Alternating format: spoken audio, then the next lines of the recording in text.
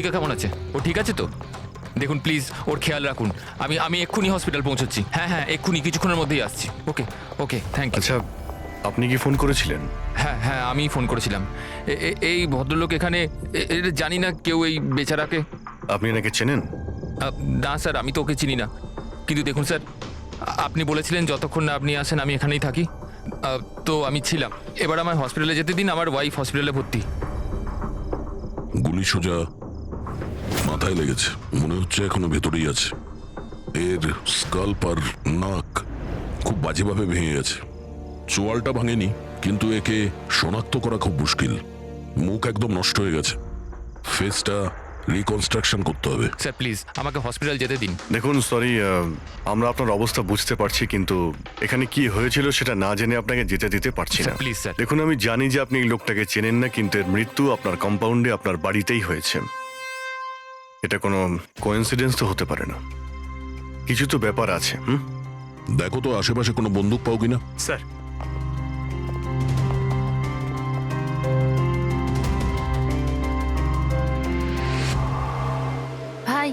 ভাই you don't worry, আমি খবর নিয়েছি বৌদি একদম ঠিক আছে হসপিটালে।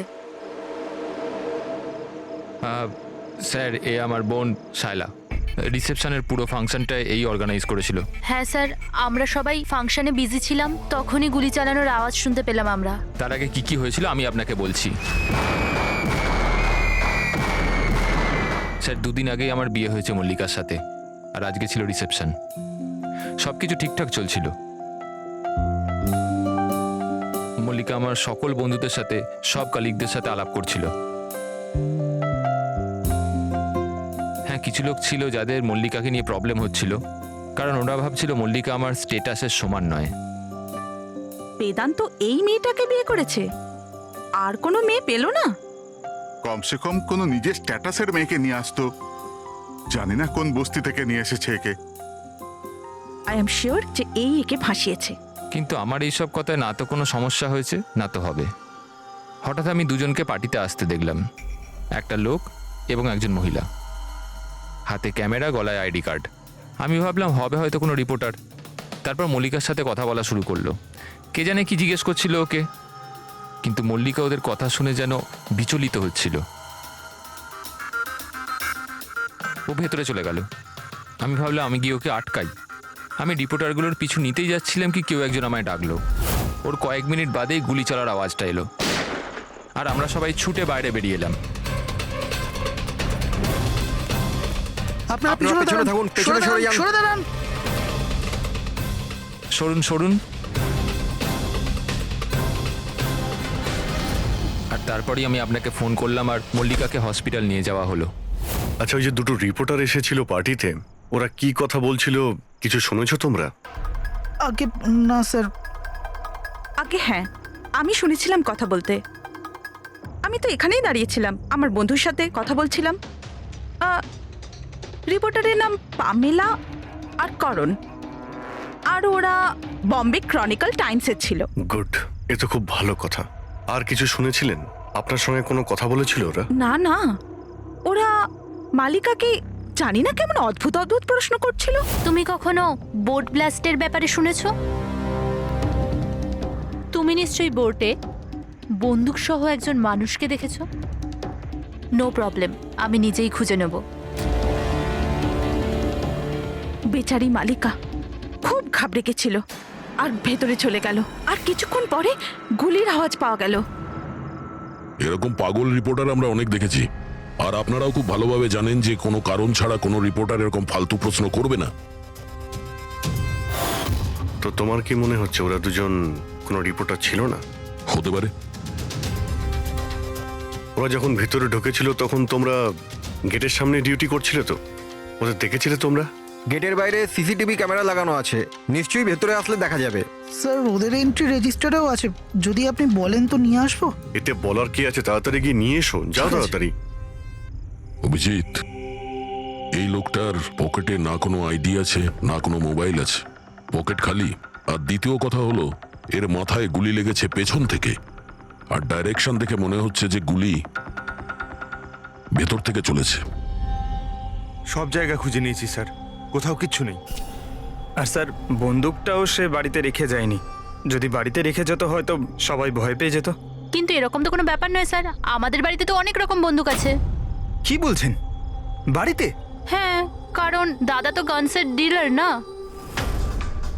আপনি যেটা বলেননি যে আপনি বন্দুকের ডিলার?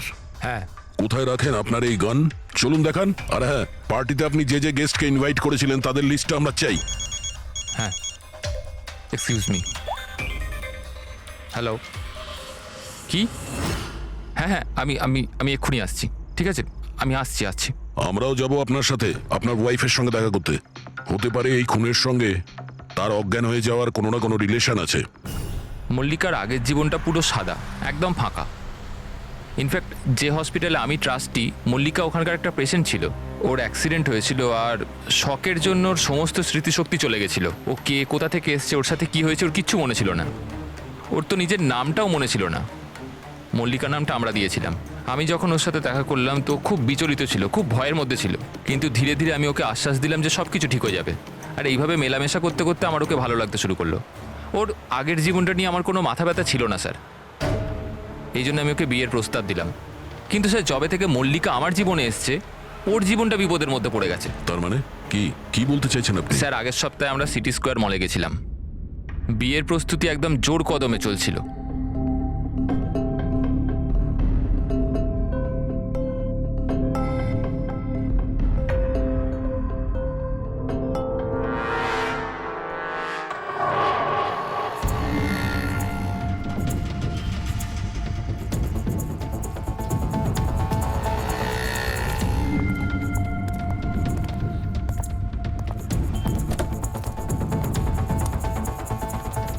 ম্যাডাম, মনে হচ্ছে আমি আপনাকে আগে কোথাও দেখেছি। আমায়? চিনতে পারলেন না আমাকে? না, আমি চিনি না আপনাকে। কি বলছেন চিনতে পারলেন না? এই দেখুন পোড়া মুখ, বোট, কিছু মনে পড়ছে না আপনার? না, সরি, আমি আপনাকে চিনি না। কি বলছেন আপনি চিনতে পারছেন না? আমি জানি তো আপনি দিয়া ম্যাডাম, তাই না? আপনার কিছু ভুল হচ্ছে। আমার নাম মল্লিকা। আরে আপনি দিয়া ম্যাডাম তো। বোটে আপনি এসেছিলেন আপনার জন্মদিন পালন করতে, মনে নেই? না। নেই কি করে? আপনি মনে করুন। আরে আমার হাত- এই দেখুন আমার পোড়া বেরান মুখ। তো। হাত ছাড়ো। আমার কোনো ভুল হতেই পারে বেরান না। তো। আপনি চিনতে এই, পারছেন না আমাকে? ছাড়ো গে, আমি ছাড়ো চিনি গে। না আপনাকে। হাত দিচ্ছিস কেন কি গায়ে? বলছেন কি? উনি তো আমাকে চেনেন, দিয়া ম্যাডাম। এনার জন্যই আমার মুখটা পুড়ে গেছে। এখন আমাকে চিনতেই অস্বীকার করছে। তুই এখান থেকে বেরো, না হলে কিন্তু আমি পুলিশকে ডাকবো। আরে পুলিশ! আরে পুলিশ! এই, দাঁড়া, দাঁড়া। পুলিশকে ডাকবে ও। কিছু হয়নি। It's all right. চলো চলো, তুমি গাড়িতে বসো। সেই লোকটা আর কোনোদিন সামনে এসেছিল? না স্যার, কিন্তু ওর দুদিন পরে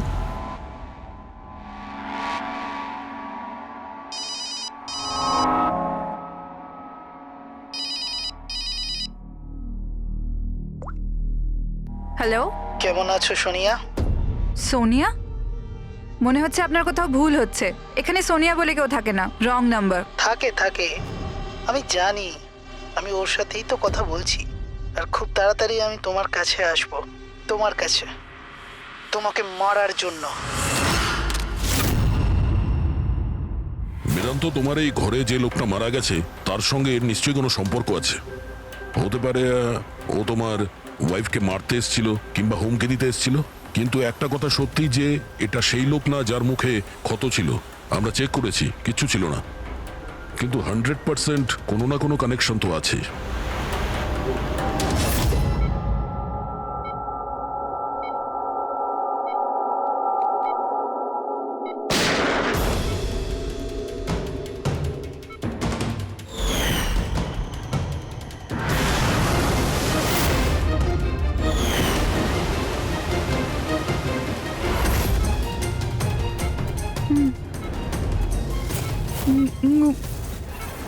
গুলি,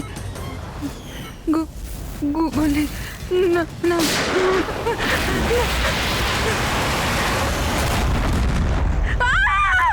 না, ইনজেকশন। না, কাম ডাউন। আমাকে ছেড়ে দাও। আমি কিছু করিনি, ছেড়ে দাও। Mallika, are you alright? Relax, তুমি হসপিটালে আছো, একদম সেফ আছো। মল্লিকা কেমন আছো তুমি? হ্যাঁ, ও গড, কেমন? ঠিক আছো তো তুমি? ঠিক আছো?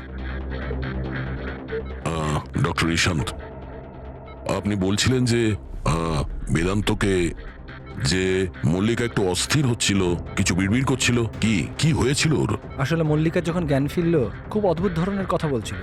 এরকম মনে হচ্ছিল যেন ও এখানে তো আছে কিন্তু ওর মস্তিষ্ক অন্য কোথাও। মানেটা কি? এরকম মনে হচ্ছিল যেন ও কোনো পুরনো ঘটনার কথা মনে করছিল। ওর অবচেতন মন যেন ওই ঘটনাটাই দেখছে। মল্লিকা, দেখো, ঘাবড়িও না, কিচ্ছু হবে না তোমার। তুমি কি দেখেছো বলো, কি শুনেছো? গুলির আওয়াজে আমার চোখ খুলল। যখন যখন আমি চোখ খুললাম তো আমি অদ্ভুত অদ্ভুত জিনিস দেখছিলাম। একটা বোট আর আর আর একটা লোক ওই লোকটার হাতে একটা বন্দুক ছিল। আর বন্দুকটা আমার দিকে তাক করে আর আর ওই ব্লাস্ট হয়ে গেল। ওই ব্লাস্ট।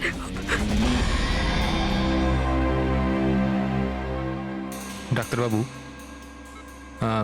এমনটা তো নয় যে মেডিকেশনের জন্য ওর হ্যালুসিনেশন হচ্ছে, কারণ আমি কখনো ওকে কোনো বোটে নিয়েই যাইনি, তো জানি না, বুঝতে পারছি না তো আমি কিছু। ভালো হতে পারে যে তোমার সঙ্গে দেখা হওয়ার আগে কোনো বোটে গেছিল। হ্যাঁ, তবে তুমি তো বলেছিলে না যে তুমি যখন ওর সঙ্গে দেখা করেছিলে ওর আগের জীবনের কথা কিছু মনেই ছিল না? এক্স্যাক্টলি। এরকম মনে হচ্ছিল যেন ওর কোনো পুরনো ঘটনা বা ওর জীবনের কোনো মুহূর্ত ওর মস্তিষ্কে নাড়া দিচ্ছে। ডাক্তারবাবু, আপনি তাহলে বলতে চাইছেন যে এটাও মল্লিকার জীবনের গল্পের একটা অংশ? হতে পারে সেটা। আমাদের সাবকনসিয়াস মাইন্ড কখনো কখনো কোনো ঘটনাকে, ওর মেমোরিকে মনের মধ্যে আঁকড়ে ধরে রাখে। আর ওই ঘটনার সঙ্গে সম্পর্কিত কোনো ঘটনা বা জিনিস সামনে আসে, তাহলে ওই ঘটনাটা আবার পুনরায় মনে আসে। বেদান্ত, মনে হচ্ছে তোমার ভয় ঠিকই ছিল। মল্লিকার জীবনের ঝুঁকি আছে। ওই লোকটা যে তোমার বাড়িতে মারা গেছে ওই ষড়যন্ত্রের সঙ্গে যুক্ত আছে। কিন্তু এটা আপনি কিভাবে বলতে পারেন? সেই কারণেই তো করোনার পামেলা মল্লিকাকে উল্টোপাল্টা প্রশ্ন করছিল যে তুমি কখনো কোনো বোটে চেপেছো কিনা, কিংবা কোনো লোককে বন্দুক হাতে দেখেছো কিনা। এই কেস একটা অন্যের সঙ্গে যুক্ত। প্রথমে তো এটা জানতে হবে বেদান্তর ঘরে ওই গুলিটা চালিয়েছে কে।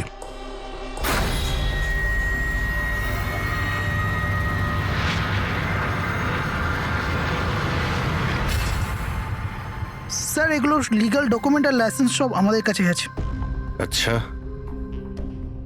এখানে এই রুমে কারা কারা আসতে পারে? এখানে বেদান্ত স্যার, মল্লিকা বৌদি আর শায়লা ম্যাডাম ওনার বন্ধু আসতে পারে। অদ্ভুত তো, এখানে তো সবাই আসতে পারে। অনেকে এখানে আসতো, তার মানে তো যে কেউ বন্দুক নিয়ে এখান থেকে ইউজ করতে পারে। স্যার, হ্যাঁ স্যার, এরা দুজন রিপোর্টার সেজে এসেছিল। সিসিটিভি ফুটেজে ধরা পড়েছে। মিডিয়া অফিসগুলো থেকে খোঁজ নিয়ে জানতে পারলাম যে এরা কোনো অফিসেই কাজ করে না। নকল রিপোর্টার? ঠিক আছে, এদের ব্যাপারে খোঁজ নাও আর এখানকার সমস্ত বন্দুক বাজেয়াপ্ত করো।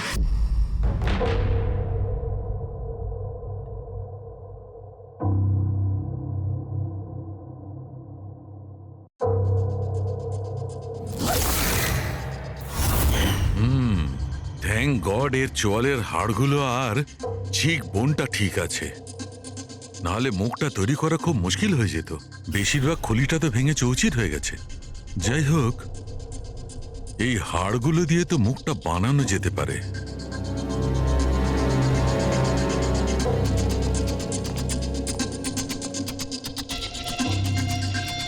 এর মধ্যেই আছে সেই বন্দুকটা যেটা দিয়ে ওকে গুলি করা হয়েছে। জানতে হবে প্রথমে এর মুখটা তো আগে তৈরি করি।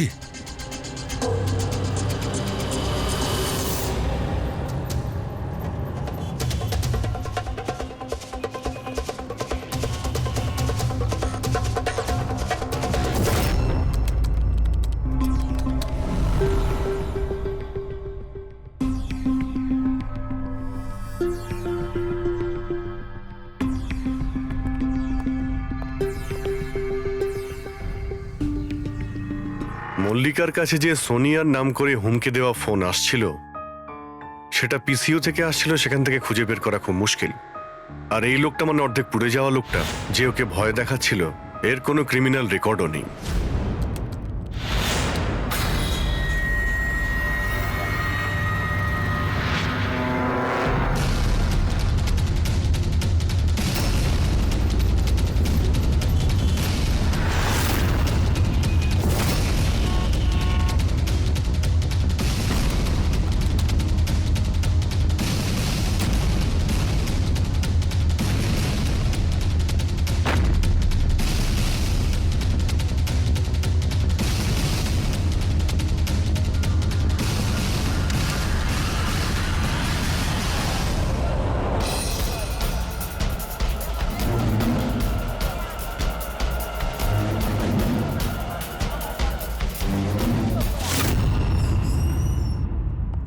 শুনুন,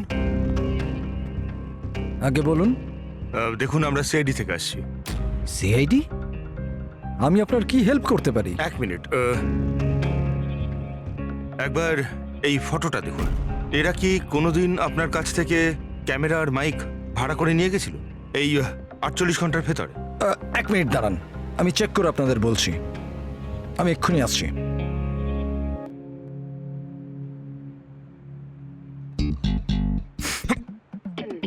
কি হয়েছে? আরে ধরিস না, খারাপ আরে হয়ে যাবে। কিচ্ছু হবে না। আরে ওগুলো তো দেওয়ালে এমনিই টাঙানো রয়েছে। কি ফ্রেডি স্যার? আগে হ্যাঁ, এ করণ আর পামেলা এরা 48 ঘন্টা আগে আমাদের এখান থেকেই মাইক আর ক্যামেরা ভাড়া করেছিল।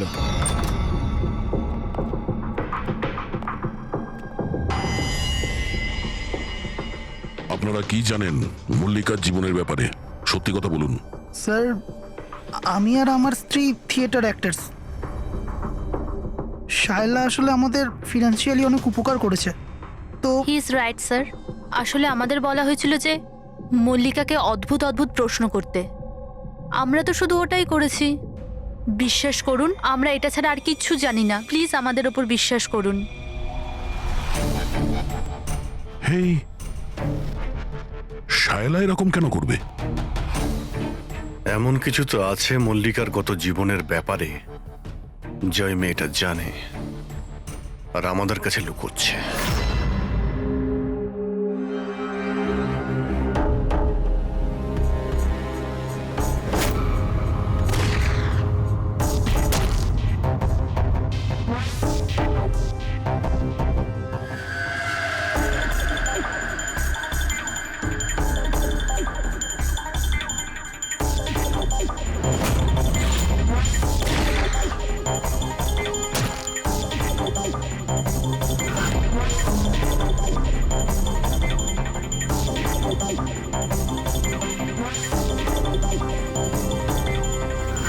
তাহলে এইটা হচ্ছে ওর মুখ।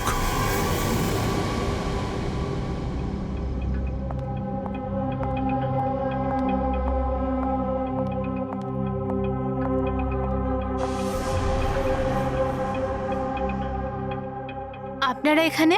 দাদা বৌদি তো নেই বাড়িতে, ওরা হসপিটালে গেছে চেক আপের জন্য। হ্যাঁ, সেটা আমরা জানি। ওনাদের সাথে নয়, আমরা তোমার সাথে কথা বলতে চাই। আমার সাথে? একে চেনো? না স্যার। আর এদের চেনো? না স্যার। আরে এরা তোমার থিয়েটারের বন্ধু।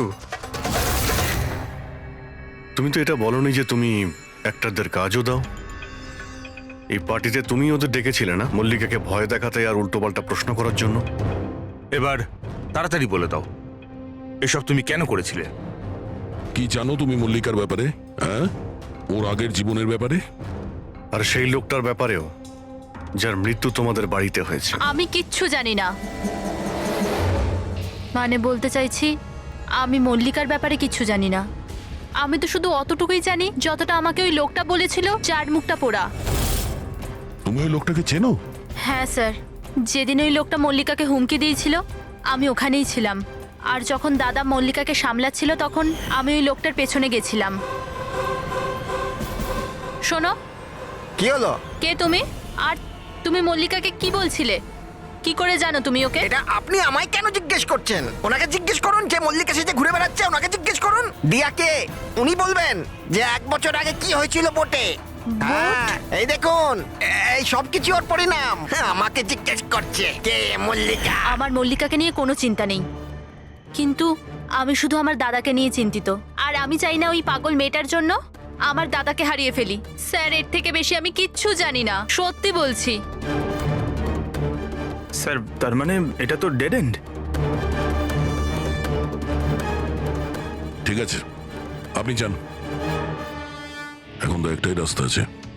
প্রথমে এটা জানতে হবে যে 1 বছর আগে কোন বোটেই অ্যাক্সিডেন্টটা হয়েছিল।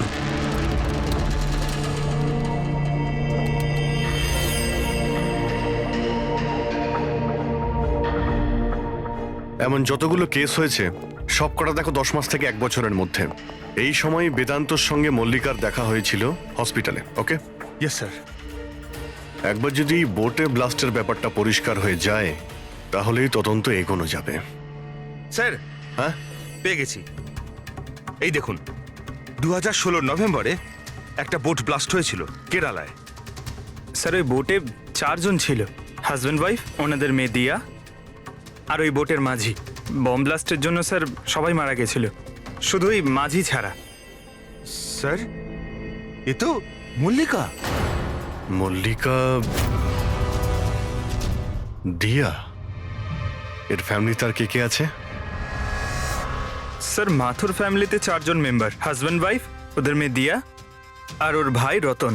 1 মিনিট স্যার, এই যে এটা ওর ফটো, রতনের। এটা তো সেই লোকটা যার মৃত্যুটা গুলি লেগে হয়েছে বেদান্তর বাড়িতে। কিন্তু স্যার গুলিটা মারলো কে? এখন এই সব প্রশ্নের উত্তর কেরালাতে গেলেই জানতে পারা যাবে।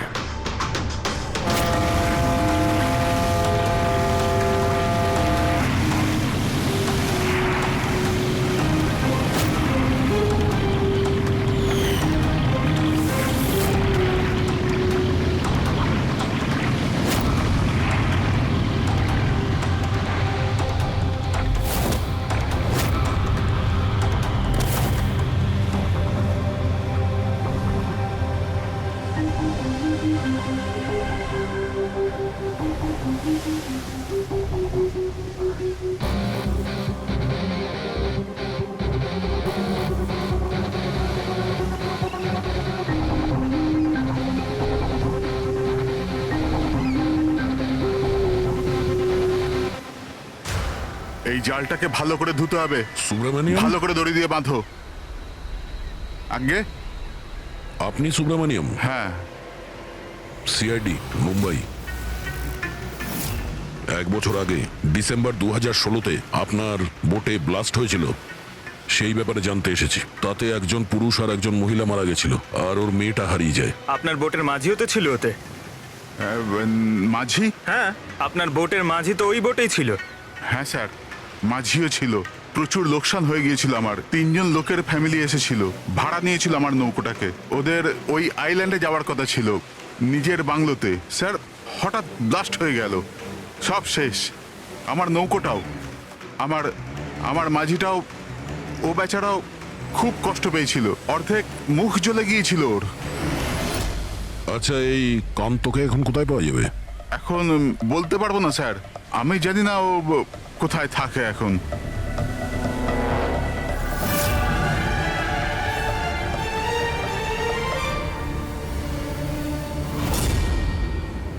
ইশারা কাকে করছিলেন? ইশারা? হ্যাঁ? ও স্যার, কে ওদিকে? স্যার, আমার স্যার।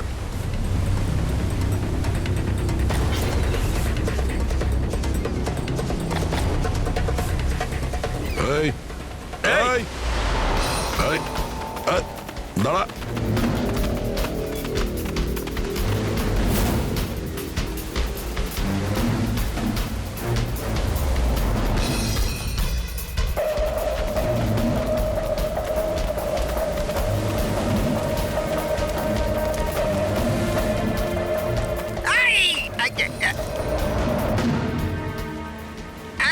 ছেড়ে দিন আমায়, ছেড়ে দিন আমায়, মুখটা ছেড়ে তো দিন। দেখা।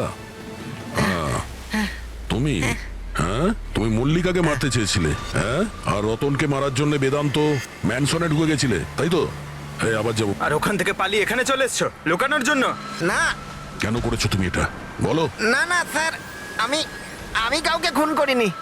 আমি লুকানোর জন্য পালাচ্ছি না, আমার প্রাণ বাঁচানোর জন্য পালাচ্ছিলাম। আচ্ছা, রতন মরে যাওয়ার পর আমাকে এখানে আসতেই হলো। আপনারা এখনো বুঝতে পারলেন না? ওই মল্লিকা পুরোপুরি পাগল। ও মল্লিকা বিপদে নেই, দিয়া নিজেই বিপদ। কি বাজে কথা বলছো? হ্যাঁ, ওই বেচারি তো অসুস্থ, আর তুমি ওকে সবসময় বিরক্ত করছিলে। না স্যার, ওই মেয়েটা আপনাদের বোকা বানাচ্ছে। বোটে কি হয়েছিল আমি আপনাকে জানাচ্ছি। ওই দিন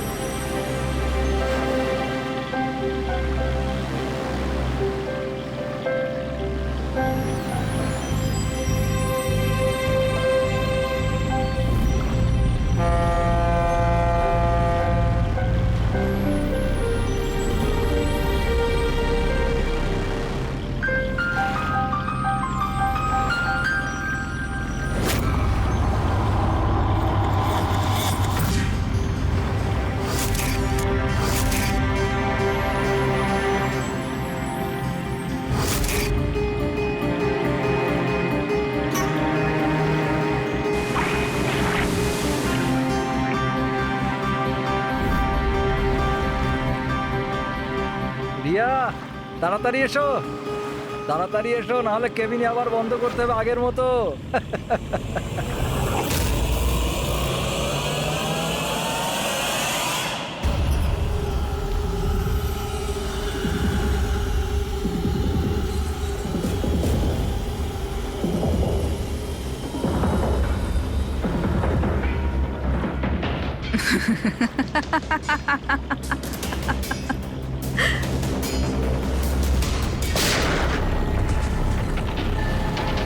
এটা আপনি কি করলেন? নিজের বাবা মাকে মেরে ফেললেন। দিয়া ম্যাডাম, এটা আপনি কি করলেন?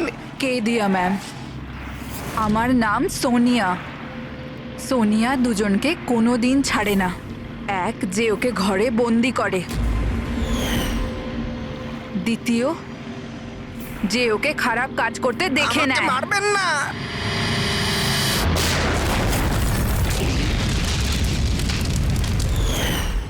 আমি তো বেঁচে গেলাম, কিন্তু বোটটা জ্বলে যাওয়ায় আমার মুখটাই জ্বলে গেল।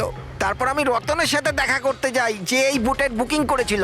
ও বলল কাউকে এটা বলতে না, যে একটা বড় দুর্ঘটনায় ওদের পুরো ফ্যামিলিটাই শেষ হয়ে গেছে। খুব বড় লোক ওরা, অনেক বদনাম হবে ওদের, এই জন্য বলিনি আমি।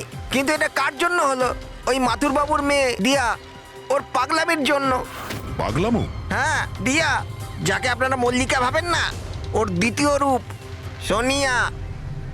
ওর ভেতরে একটা ভয়ঙ্কর পাগল খুনি বাস করছে। স্যার তার মানে স্প্লিট পার্সোনালিটি?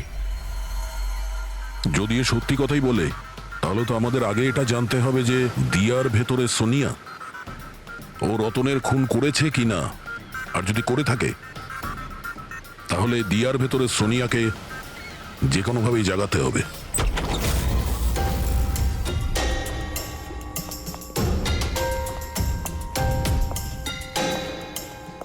মিস্টার বেদান্ত, আপনি কিছুক্ষণের জন্য এখান থেকে চলে যান তো। আরে কিন্তু আপনারা এসব করছেনটা কি? তুমিও চলে যাও এখান থেকে।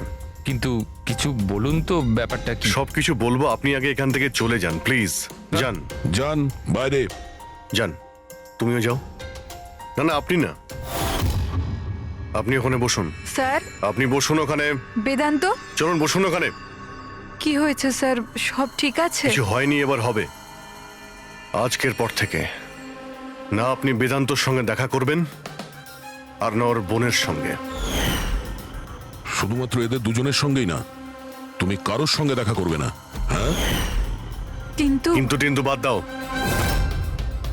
একটা কথা পরিষ্কার করে শুনে রাখো সোনিয়া, না তুমি কারোর সঙ্গে দেখা করবে, আর না কারোর সঙ্গে কথা বলবে। আর আমাদের পারমিশন ছাড়া তুমি এই বাড়ি থেকে এক পাও বাইরে রাখবে না। এই বাড়িতে তুমি বন্দি। সোনিয়া, কেন কেন কেন যাব না? যাব, নিশ্চয়ই যাব। যাব। এইভাবে কথা বলবে না, আমি যাবই। তুমি কোথাও যাবে না। তুমি এইভাবে কথা বলবে না। বাইরে যাওয়া তো দূরের কথা, এই জলটা এখানে রাখা রইল। আমাদের পারমিশন ছাড়া তুমি এই জলটাও খেতে পারবো না, বুঝেছো?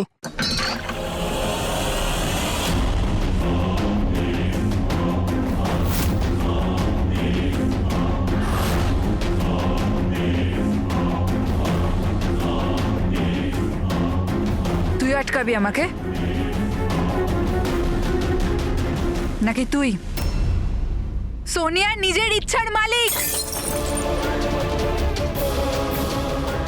সোনিয়াকে কেউ আটকাতে পারবে না। সোনিয়াকে কেউ আটকাতে পারবে না।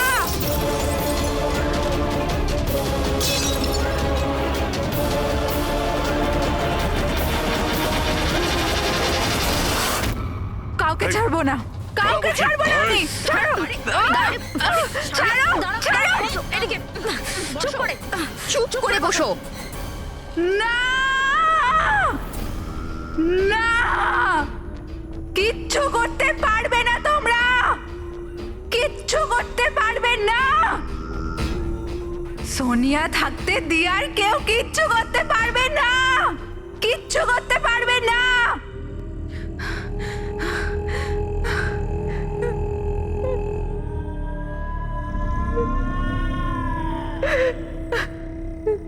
বাবা মা এরকমই করেছিল। দিয়াকে ঘরে বন্ধ করে দিত, কেউ এলেও দিয়া একাই বসে থাকতো, কেউ আসতো না।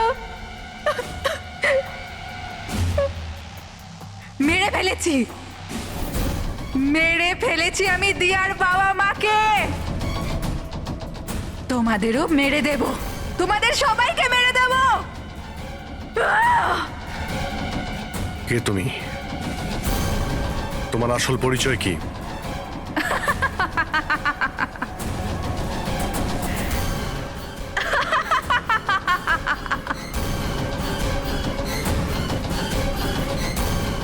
আমি কে?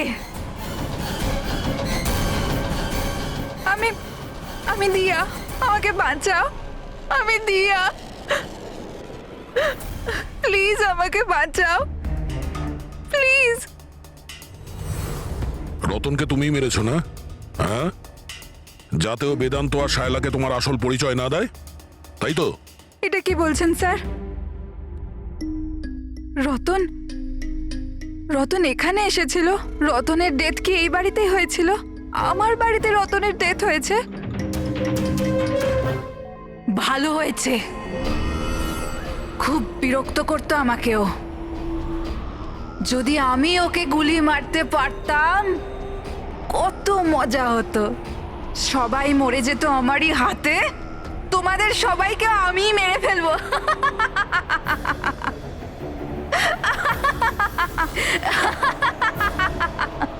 খোলো আমাকে, আমি বলে দিচ্ছি, আমাকে খুলে দাও, না হলে তোমাদের সবাইকে মেরে ফেলবো।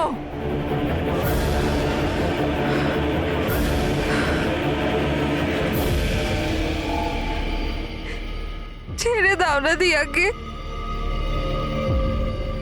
প্লিজ প্লিজ আমায় ছেড়ে দাও, আমি কিচ্ছু জানি না।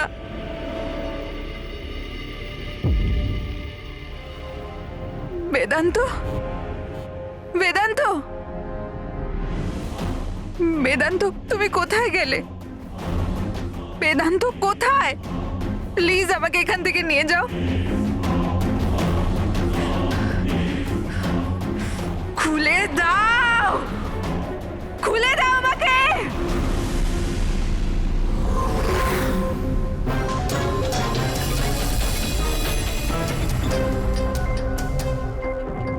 এই হচ্ছে সেই বন্দুক যেটা থেকে গুলি করা হয়েছে। এবার অভিজিৎ, তুমি এক কাজ করো, এই বন্দুকটা নাও, আর ওই সেকেন্ড ফ্লোরে যে উইন্ডোটা আছে ওখানে গিয়ে একে গুলি করো। ওখান থেকে? Come on go. আরে স্যার, এটা 9mm বন্দুক। যদি আমি জানালা থেকে দাঁড়িয়েও এই ডামিকে গুলি করি, তাহলে গুলিটা ডামি পর্যন্ত পৌঁছানোর আগেই নিচে পড়ে যাবে। রেঞ্জ খুবই কম হয়, এর গুলি লাগবেই না। আচ্ছা, ওর গুলিটা লাগবেই না। না। ওকে, এর গুলিটা যদি ওখান থেকে না লাগে তাহলে দয়া তুমি এক কাজ করো, তুমি এখান থেকে 7-8 ফুট দূর থেকে একে গুলি করো। Come on.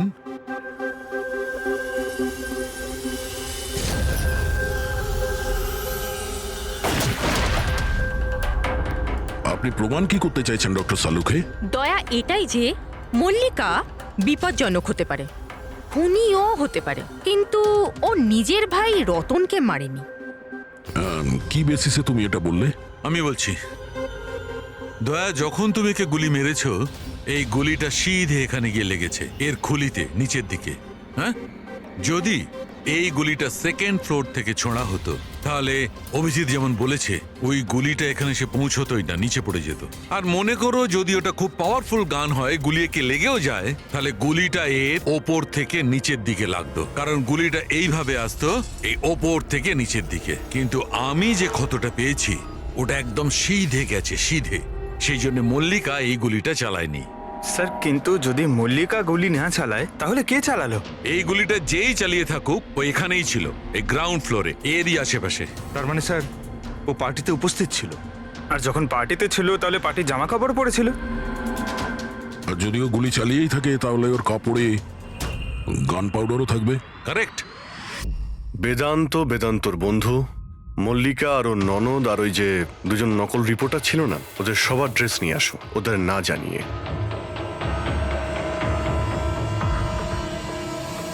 আমাদের কাছে এটা একটা অদ্ভুত কেস ছিল। শুরুতে আমরা বুঝতেই পারছিলাম না যে খুনি আসলে কে, কিন্তু কথায় আছে না, সত্য কোনোদিনও গোপন থাকে না। ও মল্লিকাকে হুমকি দিয়েছিল, ভয় দেখিয়েছিল, এটা সত্যি। আর 1 বছর আগে মল্লিকা ওর বাবা মাকে খুন করেছিল, এটাও সত্যি। কিন্তু মল্লিকার ভাইয়ের খুন না মল্লিকা করেছে আর না নৌকো চালক করেছে। রতনের খুন সেই করেছে যে রতনের খুব কাছে দাঁড়িয়েছিল, একদম কাছে। আর সে শুরু থেকেই আমাদের চক্রব্যূহতে ফাঁসিয়ে রেখে দিয়েছিল, আর আমরা ঘুরেই যাচ্ছিলাম। শেষ পর্যন্ত সে তারই চক্রব্যূহতে ফেসে যায়। ও আমাদের অনেক মিথ্যে কথা বলেছে, অনেক মিথ্যে, কিন্তু সত্যি বেশি দিন গোপন থাকে না। বেদান্ত, তুমি আমাদের অনেক মিথ্যে বলেছ, কিন্তু তোমার এই ড্রেস সত্যিটা বলে দিয়েছে। আমরা তোমার জামার থেকে গান পাউডার পেয়েছি।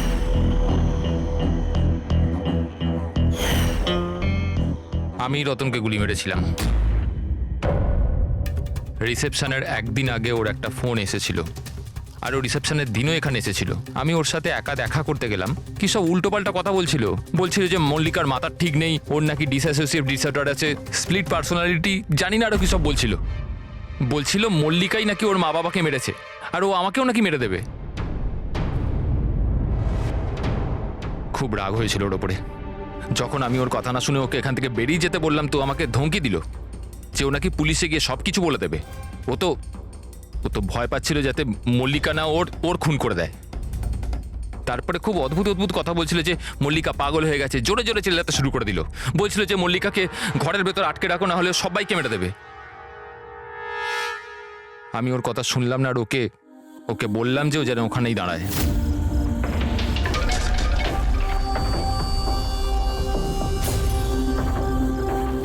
ওকে আমি নিজের প্রাণের থেকেও বেশি ভালোবাসি। আর ওই রতন, আরে এই রতন ওকে পাগল বলছিল, ওকে জেলে পাঠাতে চাইছিল। সবকিছু শেষ হয়ে যেত, মল্লিকার জীবন, আমার ইমেজ, এই সব কিছু শেষ হয়ে যেত। সেটা তো মিস্টার বেদান্ত ধরে নাও শেষ হয়ে গিয়েছে। আর তুমি এটা কি করে ভাবলে যে তুমি কারো খুন করে দেবে আর তোমার জীবন আর ইমেজ ঠিক থাকবে? হ্যাঁ, মল্লিকা ওরফে দিয়া এই অপরাধ অজান্তে করেছে, সজ্ঞানে করেনি। কিন্তু তুমি সবকিছু জেনে এই অপরাধ করেছ। সেই জন্য মল্লিকা যাবে অ্যাসাইলামে, আর তুমি যাবে গরাদের ভিতরে।